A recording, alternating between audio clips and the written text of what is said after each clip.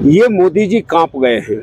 मोदी जी ने जितने 10 वर्षों में अत्याचार किए हैं उनके खिलाफ कोई बोला, प्रतिपक्ष का धर्म क्या है? पक्ष के खिलाफ बोलना।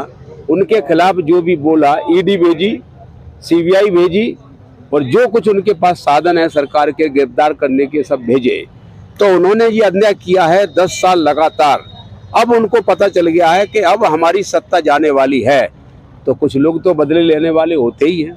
ऐसा उन्हें भय है, जो मैंने अन्याय किया है अब मेरा बदला लेंगे लोग, तो वो कांप गए और कांपते हुए हाथों से उन्होंने केजरीवाल को गिरफ्तार किया है, उन्होंने सोरेन जी को गिरफ्तार किया है, कांग्रेस पार्टी के सारे खाते सीज कर दिए हैं। ये डरे हुए हाथ, कांपते हुए हाथों का कमाल है। और मैं समझता हूं कि मोदी जी अगर कह रहे हैं 400 पार, अगर उनमें 400 पार करने की हिम्मत होती तो केजरीवाल को गिरफ्तार करने की जरूरत भी चुनाव में नहीं होती।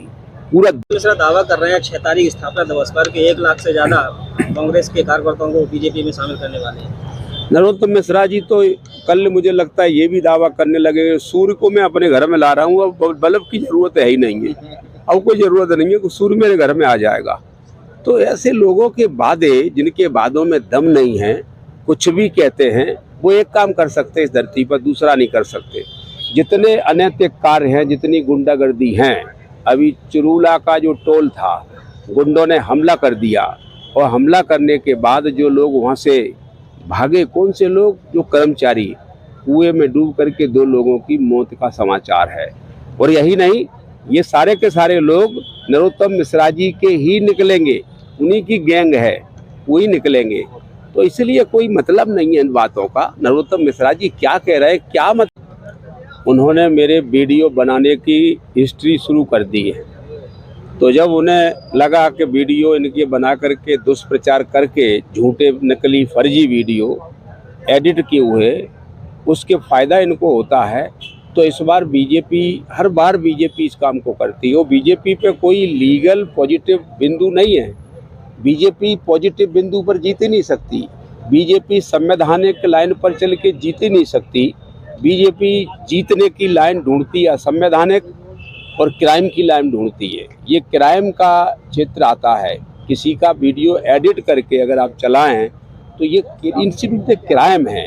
बीजेपी खुद क्राइम के लाइन पर चल रही है, इसलिए इस बार भी उन्होंने तैयारी चल रही है। मुझे तो वैसे ही, मुझे ये बातें कोई समझ में नहीं आती हैं। ये कौन सा अभी बीजेपी का आदमी है, उसी को शामिल कर लें, कह लें कि ये कांग्रेस का शामिल हो गया, तो बीजेपी का कम शातिर पार्टी है क्या? बीजेपी जानती नहीं है इन सब चीज़ों को। वो पार्टी का नेगेटिव चेहरा ही है।